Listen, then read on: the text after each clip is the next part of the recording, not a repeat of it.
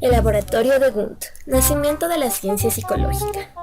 Este libro nos invita a entrar al laboratorio de Wundt, fuente de inspiración y referencia a decenas de laboratorios en otras partes del mundo. ¿En qué consistían aquellos experimentos? ¿Cómo se los ingeniaban? ¿Quiénes lo diseñaban y aplicaban? ¿Qué aparatos empleaban? Julio González, el autor del libro, nos traslada al interior del Instituto de Leipzig para curiosear lo que allí se hacía. Edwin Boring, historiador, menciona que casi todo el trabajo de laboratorio se publicó en la revista Estudios de la Filosofía, que más tarde se conocería como Estudios de Psicología. Durante mucho tiempo, los capítulos de cualquier libro de texto de psicología fueron los mismos que los campos de investigación que tenía cabida en la revista. De ahí la importancia de conocer lo que se realizó en el laboratorio durante sus primeros años. La mayor parte del trabajo experimental se canalizó a través de las tesis doctorales de los discípulos avanzados.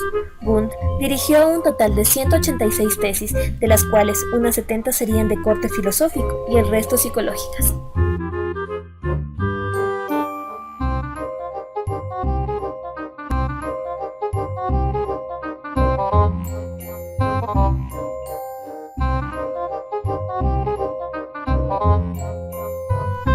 Los autores de las tesis doctorales tienen procedencias muy variadas.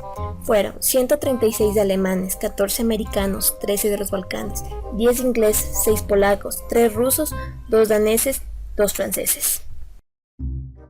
A continuación, veamos algunos de los experimentos que se realizaron. Decisión léxica, una de las tareas experimentales más usadas para estudiar el procesamiento de las palabras. Este experimento consistía en que el participante debía pulsar uno de los dos botones lo más pronto posible. No si no era una palabra y sí si era una palabra. Un potente efecto que emergió desde la primera hora fue el de la frecuencia de uso de cada palabra. Las palabras más usadas en un idioma, como por ejemplo mesa, casa, están más accesibles en un diccionario mental y por lo tanto arrojan tiempos más cortos que las palabras utilizadas con menos frecuencia, como hojalata o seda. Cronoscopio.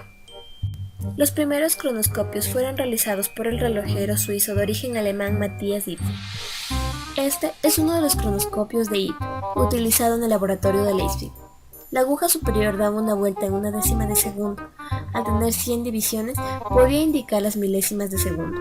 La fuerza motriz era proporcionada por el grueso peso colgante.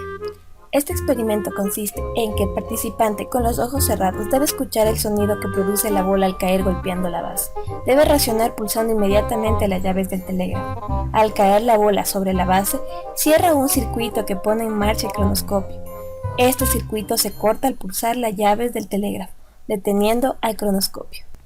¡Cuánto ingenio y perseverancia para lograr lo que ahora hacemos con un par de instrucciones en un programa de ordenador! Los estudios sobre tiempos de reacción conducidos durante los primeros años en el laboratorio de Wundt constituyen el primer ejemplo histórico de un programa coherente de investigación, explícitamente dirigido hacia cuestiones psicológicas e involucrado a un número de estudios entrelazados.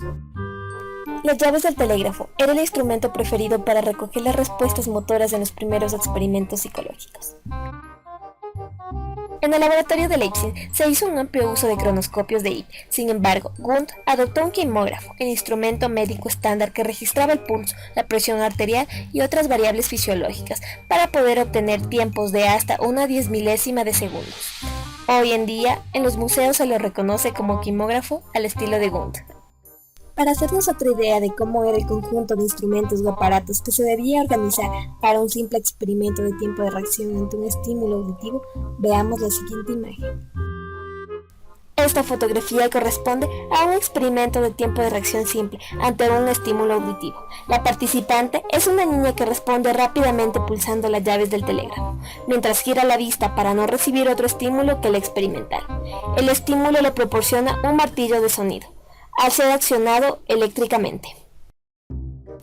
Foco de atención. Estas imágenes fueron estímulos utilizados por Wundt para demostrar que el foco de atención puede desplazarse voluntariamente por el campo de la conciencia. ¿Lo intentamos?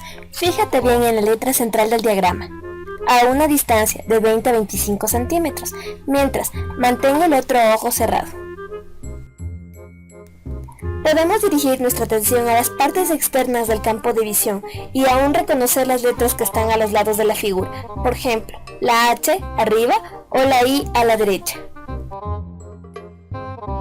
Taquistoscopio.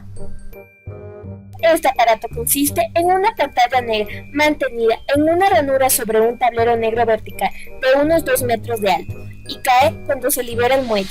En la pantalla hay un cuadro abierto suficientemente grande para abarcar un gran número de objetos que pueden ser percibidos separadamente, como las letras del abecedario. En Leipzig, el taquistoscopio se utilizó para medir el tiempo que necesitaba un estímulo para penetrar en la conciencia. Wundt diseñó un taquistoscopio de caída algo más sofisticado. La llave del labio de Cattell.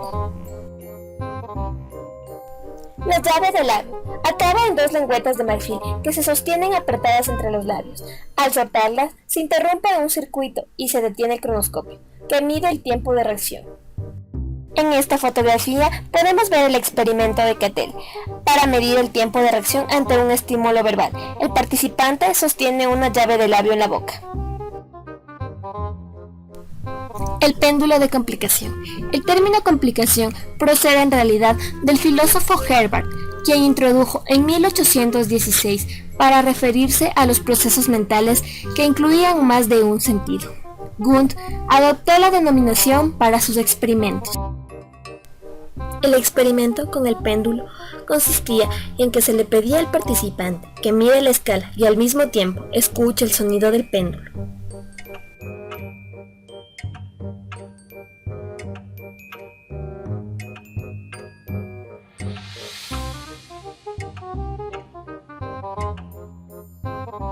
Kuhn dijo que es imposible, al mismo tiempo, mirar la escala y escuchar el sonido. El péndulo sería considerado uno de los aparatos más emblemáticos de Wundt. El meniómetro, o medidor de la memoria, fue utilizado en muchos laboratorios, entre ellos en el laboratorio de Wundt.